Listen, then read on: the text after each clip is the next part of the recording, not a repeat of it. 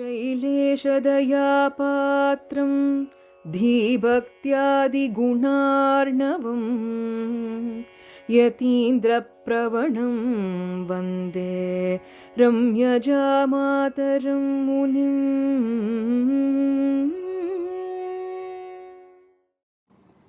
Srimathae Raamanujaya Namaha, Srimad.Varavaramunaye Namaha, Srimad.Lokarya Mahagurave Namaha. Welcome back to our Shri Shabdham series, where we are relishing our everyday encounters with Emperuman. In the previous episode, we observed the similarities between Emperuman and elephant. Let's continue to see a few more such similarities.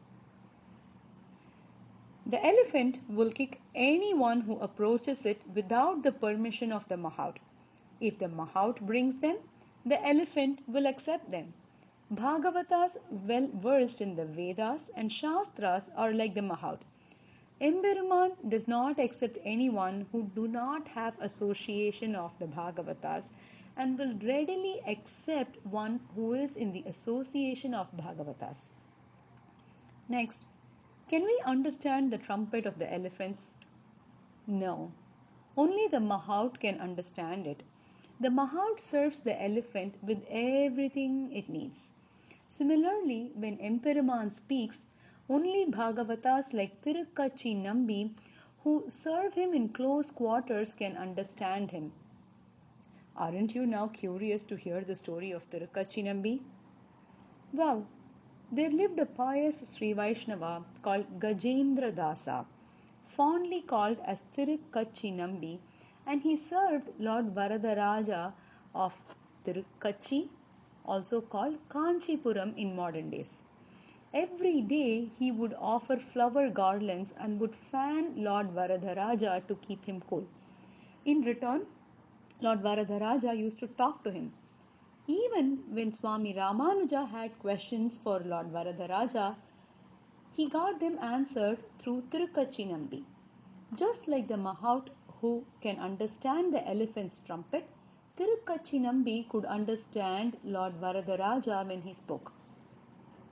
An elephant carries out the wishes of the mahout.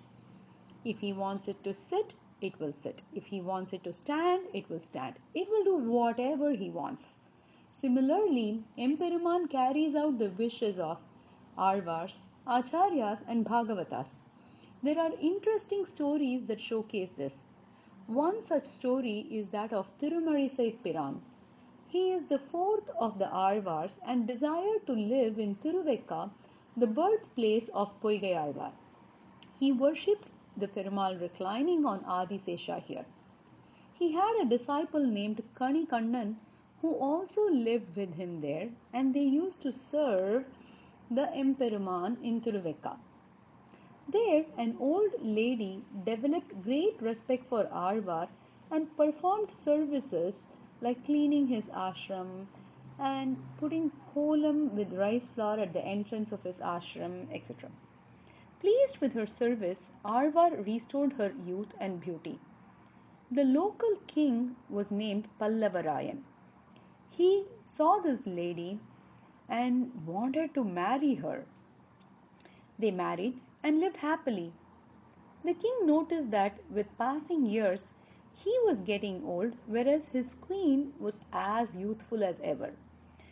When asked about her secret, she replied that it was due to the blessings of Tirumalizai Piran and recommended that the king request Tirumalizai Piran through Kanikannan to bless him with restored youth too. The king, however, ordered Kanikannan to bring Alvar to the court. Kanikannan replied that Alvar does not go anywhere other than Shriman Narayana's temple. The king then asked Kanikannan to sing to restore his youth. Kanikannan refused, since he will not sing on anyone other than Emperuman. The angry king asked Kanikannan to leave the kingdom. Kanikannan explained the incident to Tirumalizai Piran, who said, "Well, I will leave if you leave, and so will Emperuman and all the Devatas. Let me bring the Lord of Tiruvekka and let's all leave." Alvar went to the temple and called for Emperuman. Kanikannan போகின்னான் காமரு பூங்கச்சி மணிவண்ணா நீ கிடக்க வேண்டா துணிவுடைய சென்னா புலவனும் போகின்னேன் நீயும் உந்தன் பைன்னாகப்பாய் சுருட்டிக்கொள். Ever devoted to his true bhaktas, Emperuman accepted Alvar's words and followed Alvar and Kanikannan out of the temple and the town. With the departure of Perumal and the deities, Thiruvekka lost its divinity and was engulfed in darkness. Now realizing his mistake, the king went to the place where Thirumanisai Piran and Kanikannan stayed, fell at Kanikannan's feet and begged for forgiveness. Kanikannan forgave the king and requested Alvar to return to Thiruvekka. Alvar in turn asked Perumal to do the same.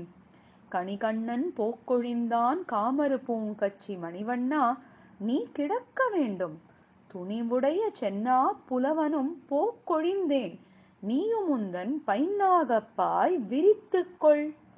Due to his obedience to Alvar, the Emperuman at Thiruvekka came to be called Yathokthakari or Sonna Vannam Seida Perumal, the one who did as ordered.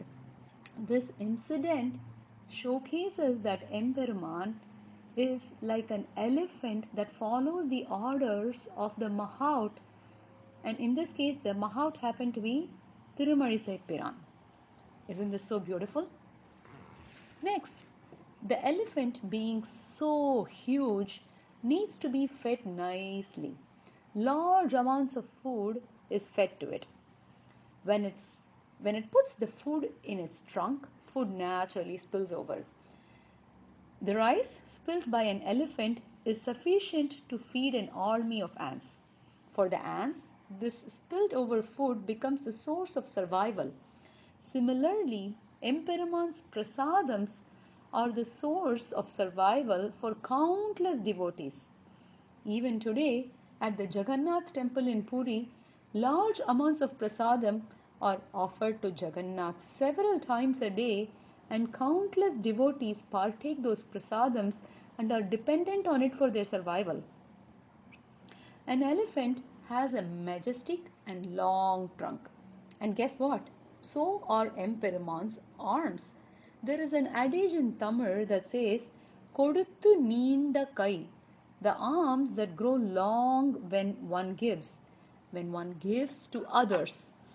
Emperuman is called Nedun Tadakkaiyan, one with long arms, because he gives more and more to those who surrender to him, and he never has to take anything from anyone.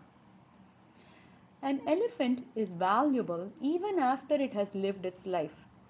Its tusk, its hides, they are all used for various purposes. After Emperuman leaves this world to go back to Sri Vaikuntham, he leaves us with itihasas and puranas to relish him in various ways.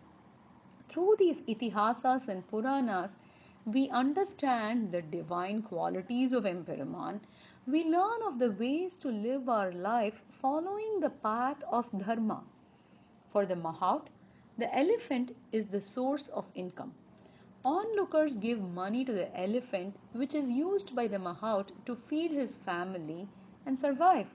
Similarly, the contributions made to Emperuman help the Archagas and those who do Kainkaryam to him to survive and take care of their families.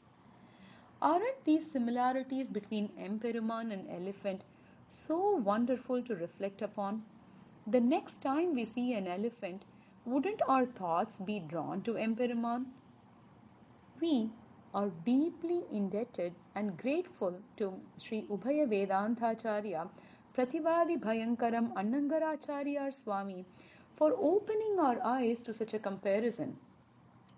Now that we forayed into the forest with elephants, what would be the next comparison? Well, we leave you with the thoughts that Emperuman is known as Rajadi Raja or the King of Kings.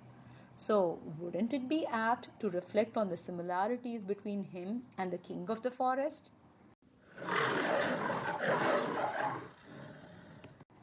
Until then, let's immerse ourselves in a musical rendition of the Ponnanai Podilezhum Kaval Poonda Pugalanai Pasuram from Thirumangai Alvar's Thirunedundandagam, where he glorifies the Emperuman in Srirangam, Thiruvenkatam, Thirumalirunjolai and Thirukkannapuram as the four mighty elephants in each of the four directions.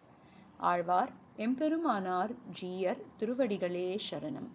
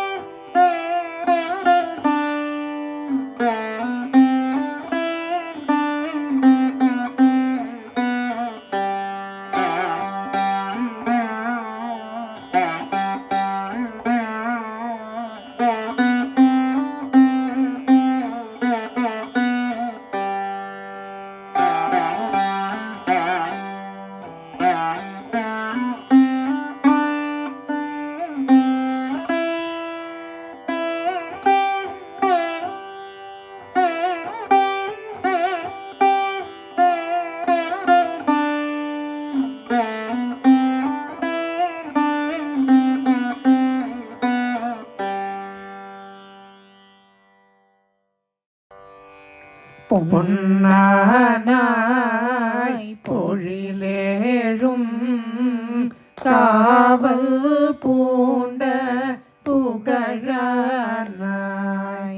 இகழ்வாய தொண்டனே நான் என்னானாய் என்னானாய் என்னல்லால்